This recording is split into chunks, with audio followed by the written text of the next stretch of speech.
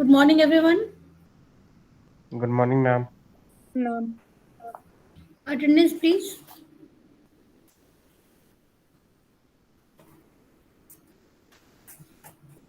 Abhishek, Present, ma'am. Akanksha, Yes, ma'am. Karishma, Yes, ma'am. Khushbu, Mansi, Yes, ma'am. Pragati, Yes, ma'am. Raj Katiyar, Yes, ma'am.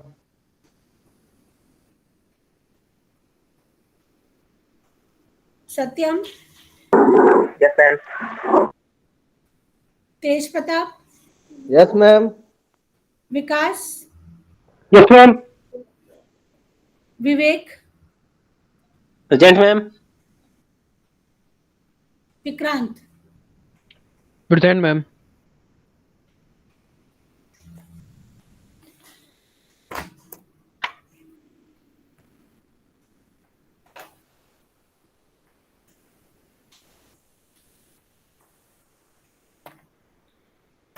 Last class, we were studying about the manufacturing of paper. First of all, let me share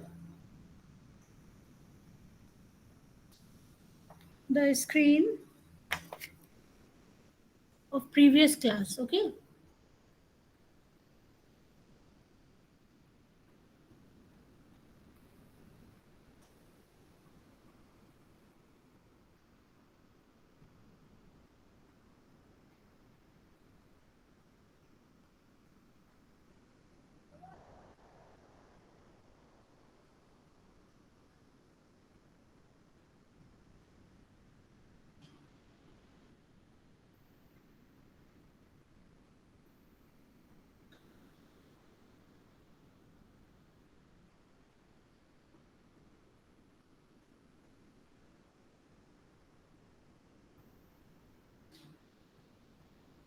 last class में हम लोगों ने कहाँ तक पढ़ लिया था?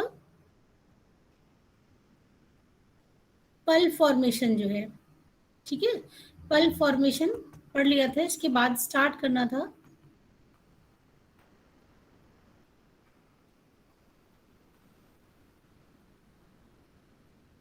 paper formation.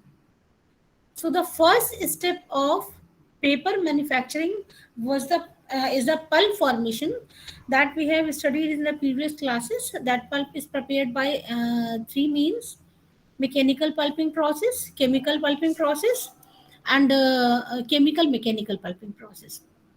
So when the pulp will be prepared, then it should be converted into the paper, because pulp will work as a stock. Pulp जो है किसका काम करेगा? एक स्टॉक की तरह वर्क करेगा, और उस पल्प से जो है वो paper will be prepared. And before manufacturing of the paper, to obtain the good quality of paper, it should meet with some standards. And to meet with some standard, the some chemicals or additives will be added. So first of all, we'll start with means in this section we'll study about the some additives and some machines which are used for the preparation of paper, and additives for the preparation of the good quality paper. तो सबसे पहला जो step आता है that is beating. It is BEATING, ठीक है. Beating के लिए जो मशीन यूज होती है that is a Hollander machine. That machine is known as Hollander machine. अब होलेंडर मशीन का I can show you a diagram of Hollander machine. दिख रहा है आपको? Yes, ma'am. This is a diagram of होलेंडर machine. This machine basically it consists of two sections. इसमें tub होता है, और ये टब जो है दिस टब जो है वो दो पार्ट में डिवाइड होता है, ठीक है. तो ये आपका जो होलेंडर मशीन होती है, इसमें जो आपका पल्प जो प्रिपेयर किया गया मींस दिस ये Hollander machine is use for the, जब ब्लीचिंग पल्प की कर लेते हैं तो उसके बाद जो है मैकेनिकल ट्रीटमेंट पल्प का किया जाता है, और इसके लिए जो है वो बीटर यूज किया जाता है। This beater machine is known as the Hollander machine. और what is the purpose of this beating का क्या पर्पस है? It is use to improve the matting और felting properties of the fibre in the pulp, कि कितना pulp जो है वो इजिली जो फाइबर है वो मैट में या फेल्ट के फॉर्म में कन्वर्ट हो सकता है। तो this is called the matting और felting property of the fibre in the pulp, क्योंकि अगर फाइबर प्रॉपर्ली स्प्रेड नहीं हो पाएगा, वो मैट फॉर्म में कन्वर्ट नहीं होगा, then it will be difficult to convert और to form a sheet of the paper. तो beating is done to improve the matting और the felting properties of the fibre in the pulp. तो इसके लिए जो machine use करते हैं, it is known as a beater और Hollander machine. So this machine consists of essentially an oval tub with a partition. ये जो tub है इसमें क्या होता है? It consist of partition. जैसे दो टब है, दोनों में क्या है? आवाज आ रही बेटा? Hello, Yes, ma'am. कर्सर दिख रहा है तुम लोगों को? इसमें अगर हम ये कर्सर शो मूव कर रहे हैं तो विजिबल है? Yes, ma'am. Yes, ma'am.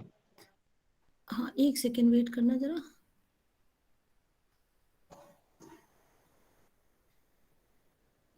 इसका पहले कैमरा ऑफ करूं। हाँ, अब ठीक रहेगा।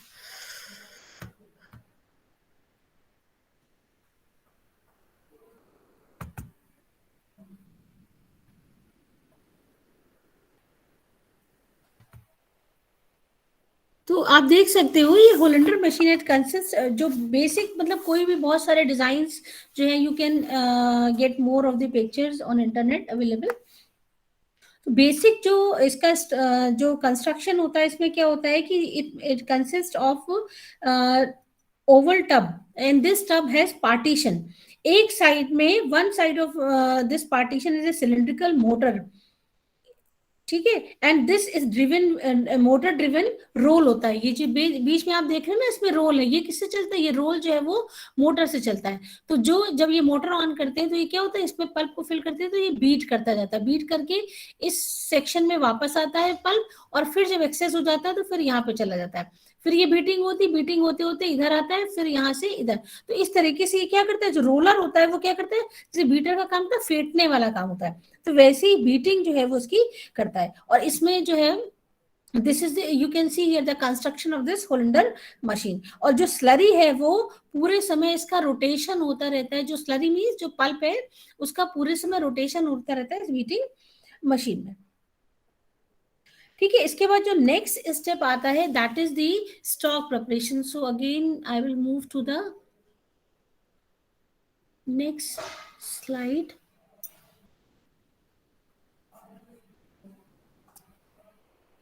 और एक डिफरेंट टाइप का एक और यूज करते हैं, that is also called Jordan machine.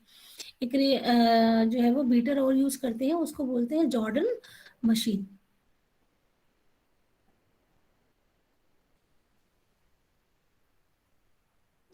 कहाँ चला गया शीट?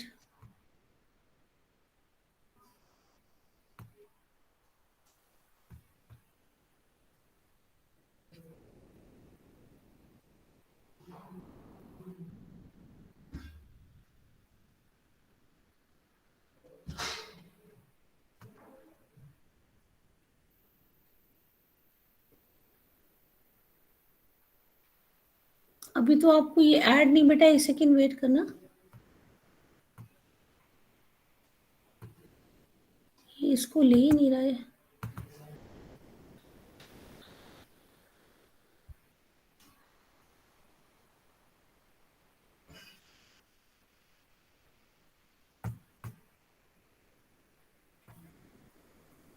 अब आ जाएगा।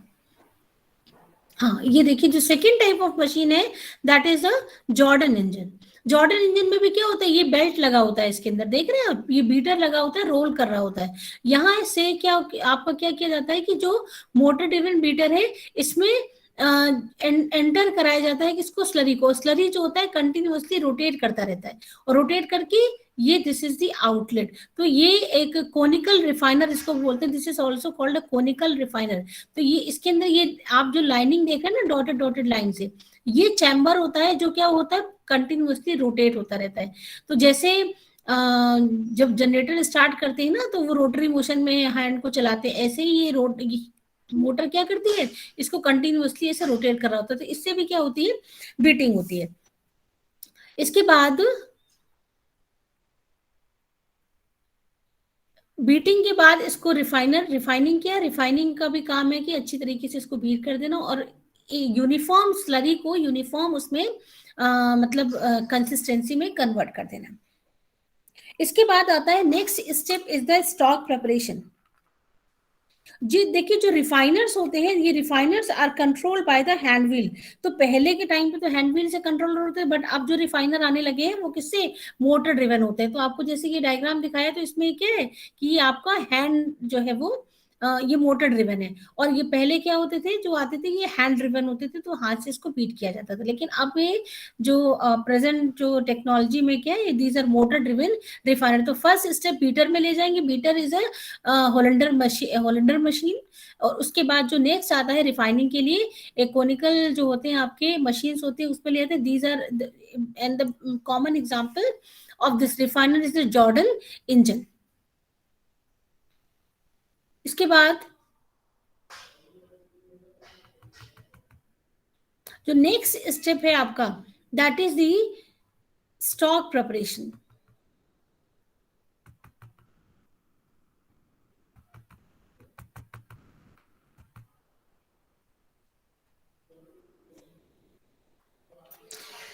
तो स्टॉक प्रिपरेशन में क्या होता है कि after cooking, screening, washing and bleaching of the pulp, the first step आपने पढ़ा कुकिंग, देन स्क्रीनिंग, उसके बाद वॉशिंग, वॉशिंग के बाद ब्लीचिंग। ब्लीचिंग का पर्पस क्या है, टू रिमूव द पिगमेंट और colour from the paper, is to get the snow white paper. The purpose of the bleaching is to get the snow white pulp.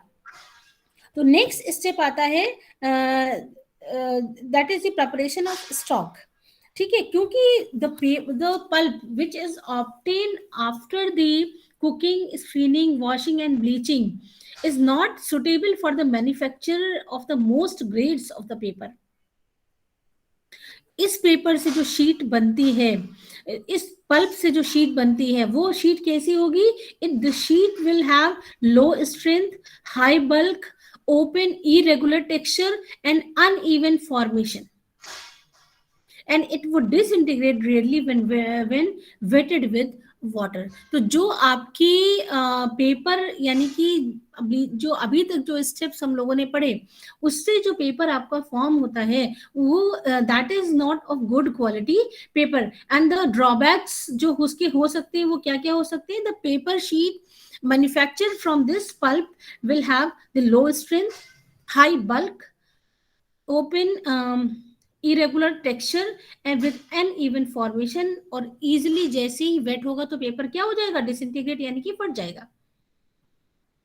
ठीक है, तो therefore in order to make the pulp suitable for forming into a sheet of high quality paper, this paper should have various characteristics, or the paper should meet with the various characteristics, and these characteristics should impart it to the fiber, and this is done by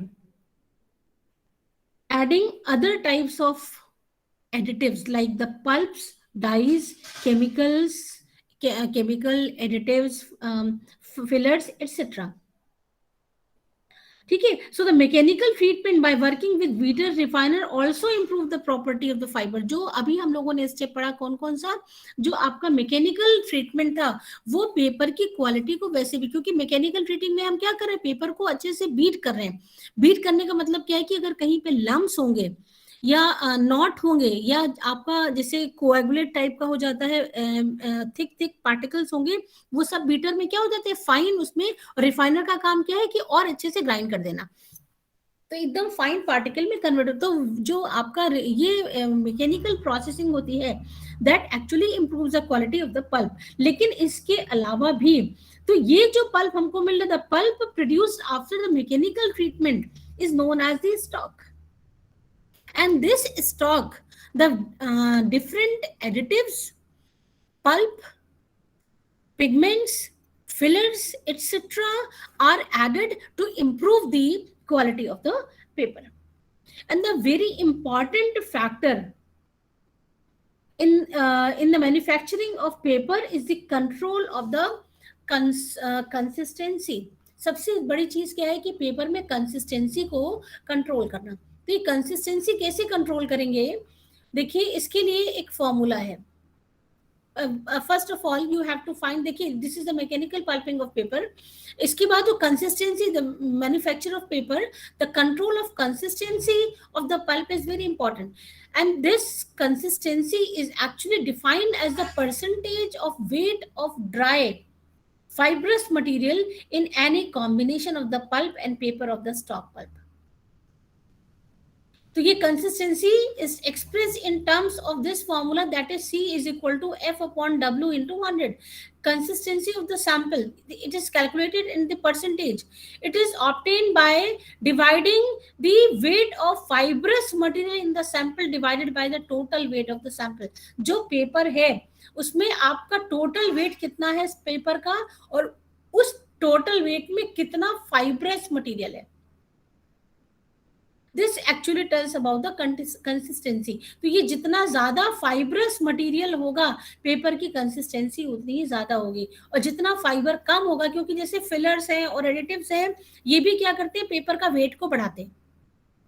ठीक है, तो वो fibre के बीच में वो भी तो space लेते हैं, लेकिन पेपर की क्वालिटी जो कंसिस्टेंसी है वो किसकी वजह से होगी? That will be due to the cellulose और द फाइबर. लेकिन उस फाइबर को बाइंड करने के लिए यू नीड सम थिकनर, और उसके अलावा उसकी प्रॉपर्टी को, पेपर शीट की प्रॉपर्टी को इम्प्रूव करने के लिए there is again requirement of some other additives. तो वो ऐड जब करे जाते हैं तो क्या होता है कि पेपर का वेट जो होता है बढ़ जाता है. तो यू कैन से कि पेपर में जो पेपर शीट है that contains only fibre, 100% fibre नहीं होता है, फाइबर के अलावा सम जो है अदर एडिटिव्स भी होते हैं, but the consistency actually express in terms of the fibre present. तो कंसिस्टेंसी क्या है, ये किस पे डिपेंड करेगी? जितना ज्यादा क्या होगा, फाइबर कंटेंट होगा. तो पेपर में जितना ज्यादा फाइबर कंटेंट है पेपर शीट में, उसकी कंसिस्टेंसी उतनी ज्यादा होगी. So it is usually desirable to store the pulp stock in high consistency solution to allow the use of small storage tank. क्योंकि जितना पेपर को जब स्टोर किया जाता है, desirable to store the pulp stock in high consistency solution. जो हमको pulp मिले उसकी कंसिस्टेंसी आपको क्या पता है, इट शुड हाई, कि जितना फाइब्रस मटेरियल होगा उतना इसको स्मॉल स्टोरेज में हम क्या करेंगे, टैंक पे स्टोर कर सकते हैं. इसके बाद what are the additives which are actually added to the paper? तो जब एडिटिव्स की बात करते हैं तो सबसे पहले आते हैं आपके fillers, sizing materials, fillers.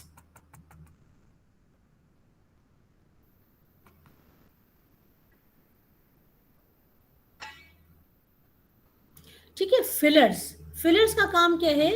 Fillers actually देखिए एडिटिंग मटेरियल किस समय ऐड किए जाते हैं, ये अभी हम लोग बाद में डिस्कस करेंगे. अभी तो जैसे बीटर में भी ऐड किया जा सकता है, जब बीटिंग करते हैं रिफाइनिंग के टाइम भी ऐड किया जा सकता है, और उसके अलावा जब शीट कन्वर्जन हो रहा होता है पेपर को, तब भी जो है ये फाइनिंग रिफाइनिंग के बाद भी ऐड किए जा सकते हैं. तो इट डिपेंड्स कि आपको, जैसे हम लोग क्लास में एक दिन डिस्कस भी कर रहे थे कि how to reduce the cost of the paper. जो इंडस्ट्री है वो सबसे पहले इस पे वर्क करती है कि पेपर जो आपका जो भी स्टॉक प्रिपेयर हो रहा है उसका कॉस्ट कितना कॉस्ट इफेक्टिव है वो. तो उसके लिए डिपेंड्स कि वो आप किस उस पे यूज करेंगे. तो सबसे पहले आपको पता होना चाहिए कि कौन कौन से एडिटिव जो यूज होते हैं, and what is the purpose of addition of these additives. तो फर्स्ट इज द फिलिंग और fillers. These are also called fillers. Fillers actually improve the appearance of paper and make the printing surface better and reduce the cost of the manufacture. तो fillers का purpose क्या है कि paper के appearance को improve करना, printing quality, printing जो surface है उसको इम्प्रूव करना, और उसके अलावा जो है वो कॉस्ट मैन्युफैक्चर की रिड्यूस करना. क्योंकि फाइबर कंटेंट तो रिक्वायर्ड है, क्योंकि फाइबर से ही तो पेपर बन रहा है, लेकिन कॉस्ट इंप्रूव करने के लिए अगर फिलर ऐड कर दिए जाते हैं तो वेट जो होता है बढ़ जाता है. ठीक है. These fillers are generally the finely divided inorganic compounds like calcium sulfate, calcium carbonate, zinc sulfate, and natural material like talc and clay. These are used as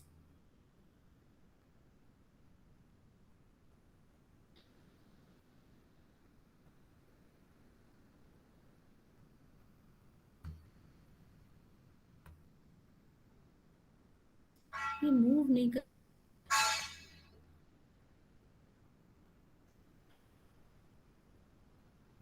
एक सेकेंड बेटा, वेट करना, ये मूव नहीं कर रहा है.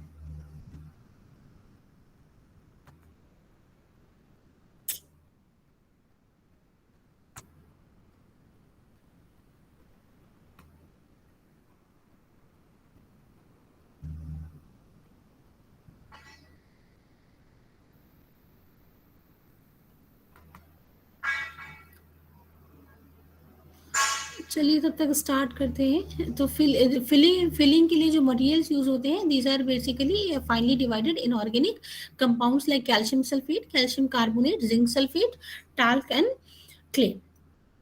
इसके बाद जो नेक्स्ट आपका एडिटिव है, that is the sizing material. ठीक है. What is the role of sizing material? देखिए, sizing material is basically added to impart the resistance to the penetration of liquid. कि पेपर जैसे सेलुलोज की टेंडेंसी क्या होती है, paper is made up of cellulose fibre and tendency of cellulose to absorb और retain the moisture. तो अगर paper easily moisture retain कर लेता है तो क्या होता है कि उसका वेट भी बढ़ता है. दूसरा क्या है कि उसकी जैसे जब आप लिखते हो ना, इंक जैसे ब्लॉटिंग पेपर होता है, तो ब्लॉटिंग पेपर क्या होता है, बहुत सारा मॉइस्चर एब्जॉर्ब करता है ना. तो इंक अगर हम इसकी पेनिट्रेशन पावर जो है वो बहुत ज्यादा हो जाएगी लिक्विड की कोई, तो जब भी आप लिखोगे या प्रिंट करेंगे पेपर को, तो इंक क्या होता है, स्प्रेड होता है पूरे में. इसलिए उसको रिस्ट्रिक्शन के लिए जो साइजिंग मटेरियल होते हैं वो ऐड किए जाते हैं. And what is the process of addition of these sizing material? So these sizing materials are added in beater which involves such as, ये साइजिंग मटेरियल के लिए कौन कौन से कंपाउंड यूज होते हैं, जैसे कि soap prepared by the saponification of the rosin dye with alkali or wax emulsion, followed by the precipitate of size itself with the paper maker's alum. As a result of this treatment of gelatinous film is formed on the fiber. होता क्या है इसके लिए कि जो आपके कौन कौन से कंपाउंड, जैसे सैपोनिफिकेशन अगर हम करेंगे एल्कली और ये wax emulsion followed by the precipitation of size क्या है, size is a material. Size जो क्या है, इस रिएक्शन से जो कंपाउंड फॉर्म होता है, that is called the size. And it itself with the paper maker Elms जो है वो, दीज आर एलम को भी यूज किया जाता है for the coating of the paper two resist the liquid. तो जो जिलेटिनस मास फॉर्म होता है, इसको हम क्या बोलते हैं, this is called the size. और ये क्या करता है, विच वाटर को जो है पल्प में से वाटर को क्या कर देता है, बाहर कर देता है. और सरफेस को, जो सरफेस होता है वो क्या होता है, हार्ड हो जाता है. अब जब साइजिंग मटेरियल को हम कहाँ पर ऐड कर सकते हैं, sizing material is applied directly on the fibre on the surface of the sheet process, that is called the tub sizing. ठीक है. जैसे टब साइजिंग का मतलब क्या है कि एक टब लिया, टब में आपने साइजिंग मटेरियल डाला हुआ है और पेपर को शीट लिया, उसमें डिप करके उसको हैंग कर दिया, तो वो क्या हो गया, उसकी कोटिंग हो गई. उसके अलावा बीटर में भी जो है वो साइजिंग मटेरियल जो है वो ऐड कर दी जाते हैं.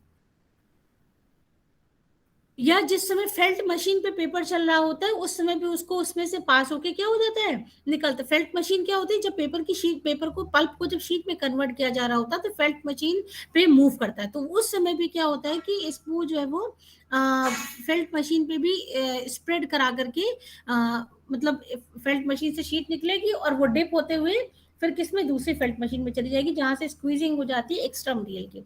तो साइजिंग मटेरियल का काम क्या है, वाटर को रिमूव कर देना और पेपर पे एक ऐसी कोटिंग करना जो वाटर रेजिस्टेंट हो, ठीक है, मॉइस्चर रेजिस्टेंट हो। इसके बाद जो नेक्स्ट आपके एडिटिव्स आते हैं, these are the colouring materials. Colouring materials क्या होते हैं, दीज आर कलरेंट, और कलरेंट में basically the dyes and the natural pigments. तो नेचुरल पिगमेंट्स और सिंथेटिक दोनों यूज हो सकते हैं, और बेसिकली जो डाइज यूज होती हैं स्नो वाइट पेपर के लिए, for preparing snow white paper, ultramarine dye है ना, जब ये व्हाइट पेपर बनाया जाता है उसके लिए ultramarine dyes and other acid basis और डायरेक्ट सल्फर डाइज। आपने डाइज के पेपर शायद पढ़ रहे हैं आप लोग, तो आपको अच्छी तरह से पता होगा कि ये डाइज क्या होती हैं। तो ये कौन कौन सी, स्नो वाइट पेपर के लिए अल्ट्रामीन डाइज, और उसके अलावा acid bases and direct sulphur dyes, और उसके अलावा all type of synthetic natural pigment जो है वो यूज होती है for the colouring of paper. So this is all about the fillers or additives which are added to improve the quality of the paper. इसके बाद next आता है consistency, हम लोगों ने पढ़ लिया। Stock preparation when done, during the stock preparation, ये भी स्टॉक प्रिपरेशन किया जाता है, तभी आफ्टर मैकेनिकल ऑपरेशन ये सारी चीजें जो होती हैं वो ऐड करी जाती है। कुछ जैसे साइजिंग मटेरियल के लिए कोटिंग भी कर दी जाती है, पिगमेंट्स के लिए भी ये कर सकते हैं कि या तो डाइस को ऐड कर सकते हैं डायरेक्ट जिस समय बीटिंग हो रही है, या फिर जब पेपर बन के शीट प्रिपेयर हो जाती है तो उस शीट की डाई की जा सकती है, उसको जो है वो टब में डिप करके फिर मतलब कलर करके डाई करके हैंग कर दिया जाता है शीट को। तो इट डिपेंड्स कि कौन सा डाई यूज कर रहे हैं और कौन सा पिगमेंट यूज कर रहे हैं, उसको कैसे यूज करना है, which method is cost effective for the industry, that depends on these factors. And next is the paper machine. Now come to the paper machine. Paper machine क्या है, which actually देखिए पहले बना पल्प, जो first process था that is the formation of pulp.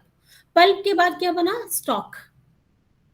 Stock क्या है, pulp की मैकेनिकल ऑपरेशन। पल्प में से वाटर मैक्सिमम जो है वो स्लरी फॉर्म में जब पल्प को ले लिया, ब्लैक लिकर को ग्रीन लिकर में कन्वर्ट किया, उसके बाद उसका जो है वो कॉस्टिसाइजिंग किया, सब करने के बाद फिर फिल्ट्रेशन किया। फिल्ट्रेशन में जितना कॉन्सेंट्रेट पल्प हम ले सकते थे उसको लिया। उसके बाद जो नेक्स्ट स्टेप आएगा वो क्या हो जाएगा, वॉशिंग करी पल्प की ब्लीचिंग करी, तो पल्प प्रिपेयर हो गया।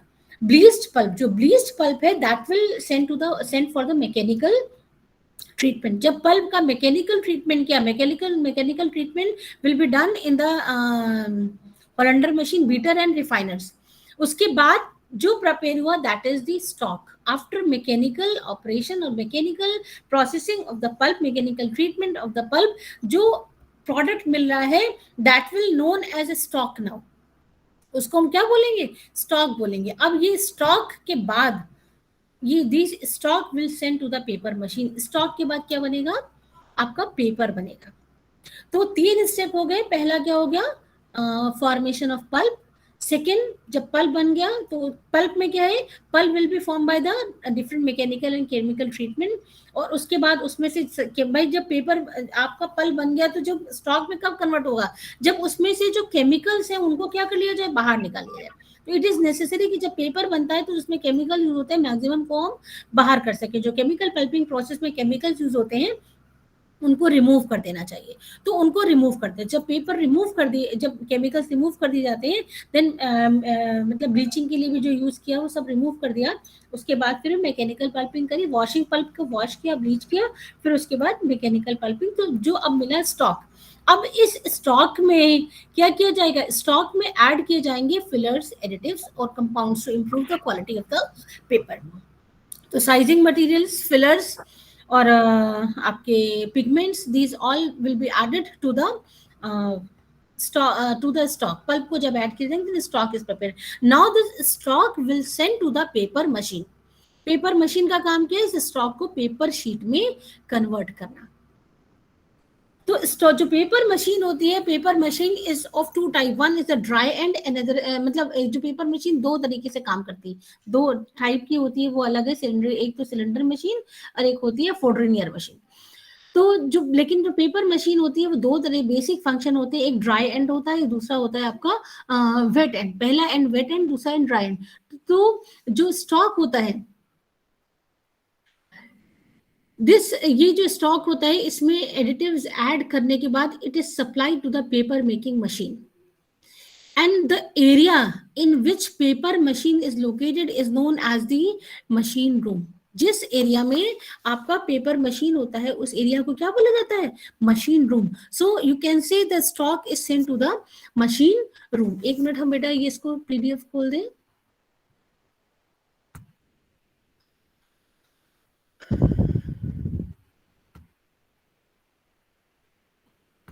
ये क्यों चला जाता है समझ ही नहीं आ रहा है।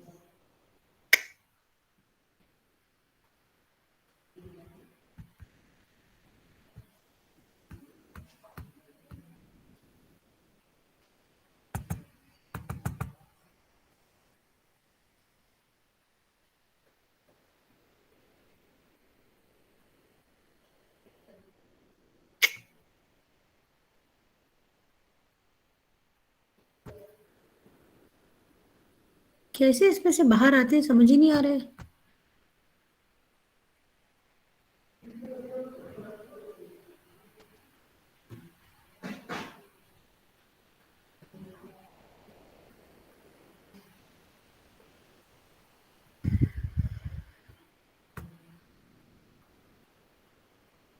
अब दिख रहा है? Am I audible? Yes ma'am, अब चेंज हो गया। स्क्रीन शेयर चेंज हो गया? Yes ma'am. हाँ देखिए पेपर मशीन। तो जो आफ्टर प्रिपरेशन ऑफ स्टॉक, यानी कि स्टॉक प्रिपेयर कैसे हुआ? By the mechanical treatment of fibre and addition of other pulps, chemical additives.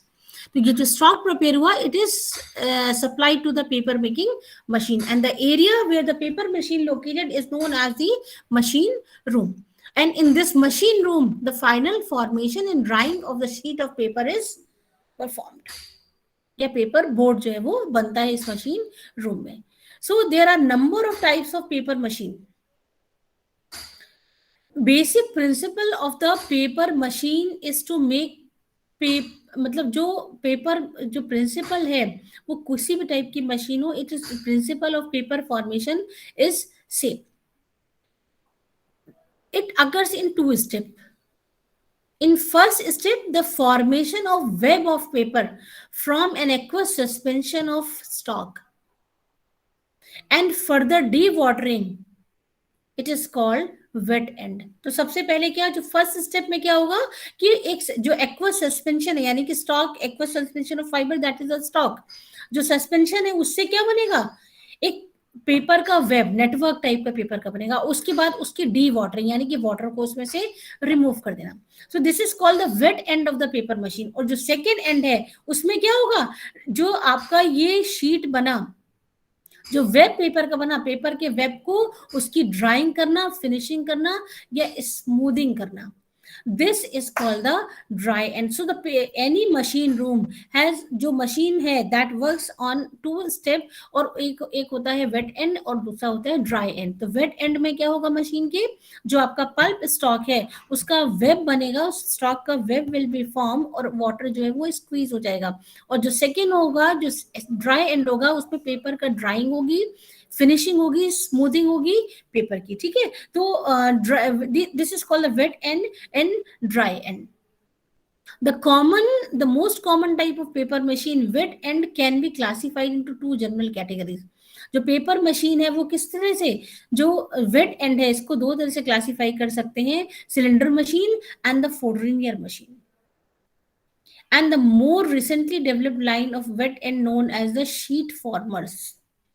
तो बेसिक जो मशीन यूज होती है वेट एंड के लिए वो कौन कौन सी? सिलेंडर मशीन, फोर्डरिनियर मशीन और उसके अलावा sheet formers.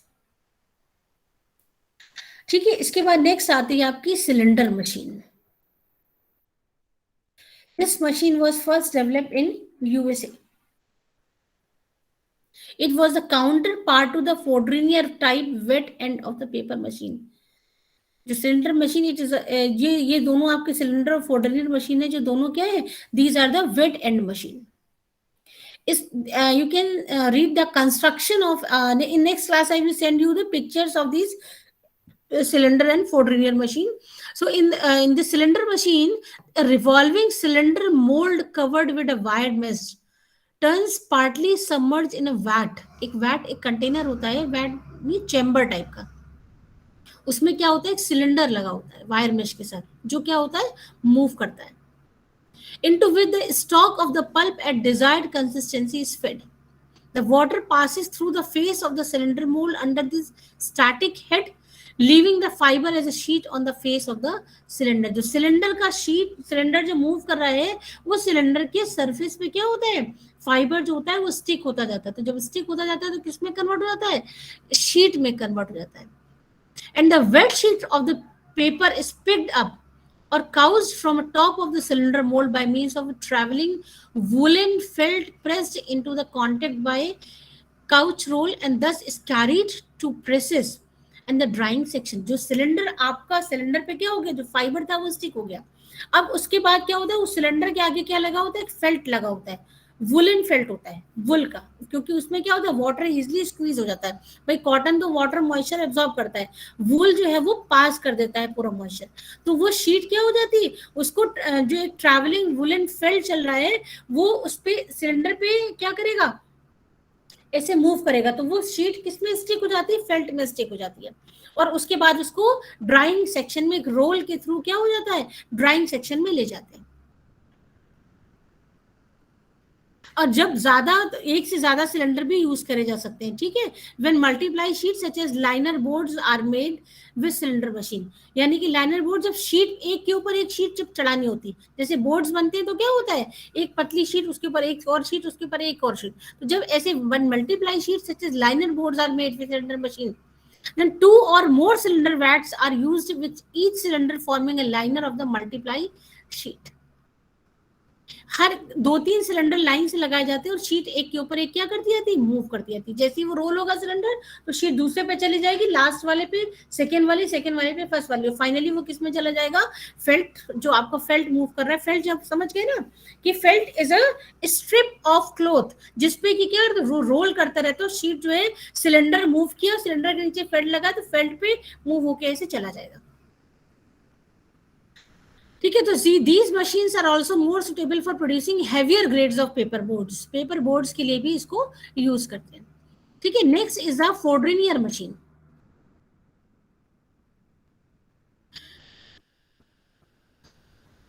This machine, Fourdrinier machine जो है, this also work on the wet end. This is also a wet end machine.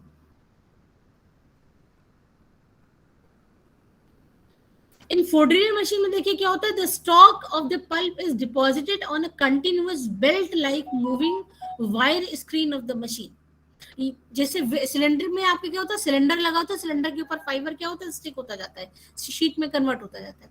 यहाँ पर क्या है, जो स्टॉक है वो उसको डिपॉजिट कर दिया जाता है किस पे, continuous belt like moving wire. Continuous का मतलब क्या है कि आप जो है कंटिन्यूअसली स्टॉक जो है वो स्टॉक को एंटर कराते जा रहे हो, जो बेल्ट है वो मूव करती जा रही है, शीट में कन्वर्ट होता जा रहा है और कंटिन्यूअसली स्टॉक जो है उस पे फॉल हो रहा है पेपर पे, फेल्ट पे.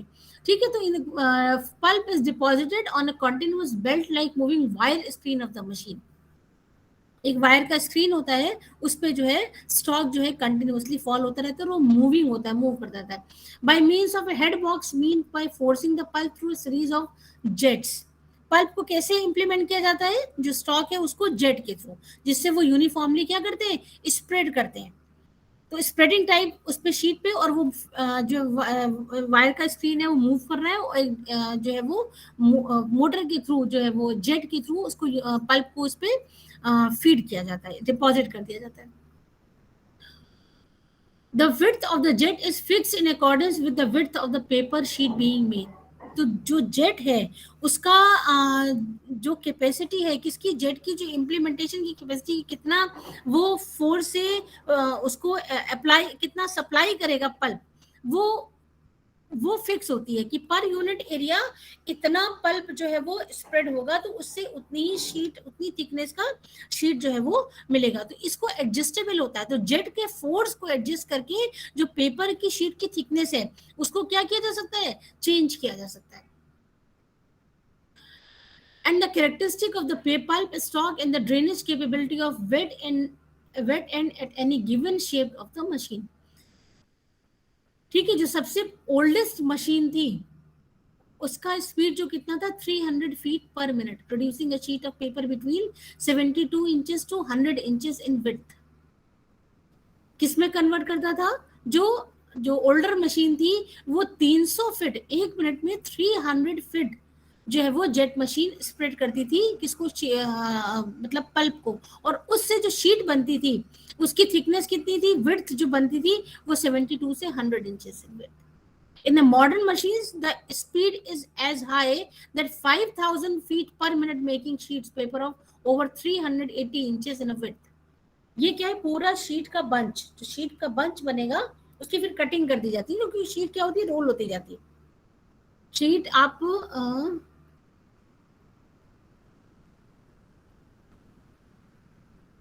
शीट जैसी बेटा बनती है ना, तो वैसे क्या होती है, रोल होती जाती है, कि एक पर जब स्प्रेड होके मतलब शीट कन्वर्ट हो रही है और फिर वो जो कलेक्शन होता है तो स्प्रेड होती जाती है, एक के ऊपर एक, एक के ऊपर एक। तो ऐसे रोलिंग से जो थिकनेस हो जाती है वो क्या होती है, 380 इंचेस। तो अब तो और भी, ये तो बुक में लिखा है, बट अब तो जो मतलब मशीन्स हैं वो इससे भी ज्यादा इफेक्टिव है।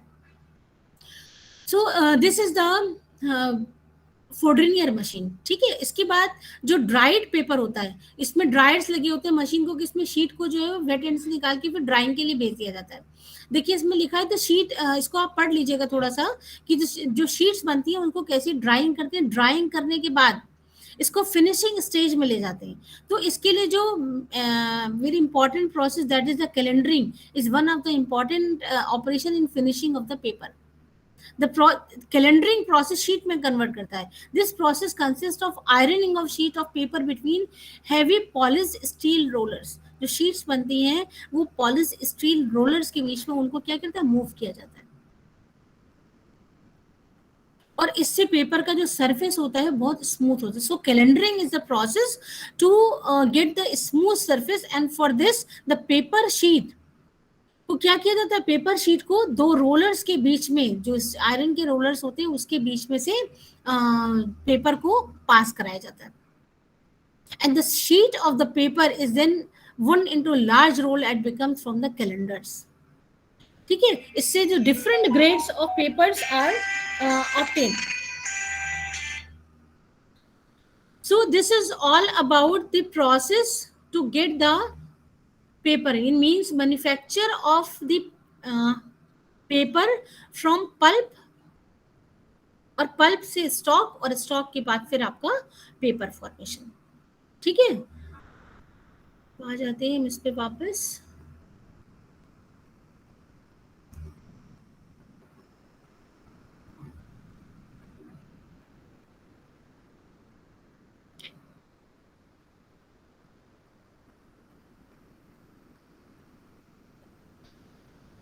तो नेक्स्ट क्लास में हम आपको बेटा कुछ मशीन्स के इनके जो है वो भेज देंगे फोटोज, और इसके बाद जो नेक्स्ट टॉपिक स्टार्ट करेंगे पेपर बोर्ड फॉर्मेशन। तो ये आपको समझ में आ गया अच्छी तरह से सारे बच्चों को कि कैसे जो है वो पेपर में कन्वर्ट होता है। First step is to produce the pulping, और उसके बाद स्टॉक फॉर्मेशन।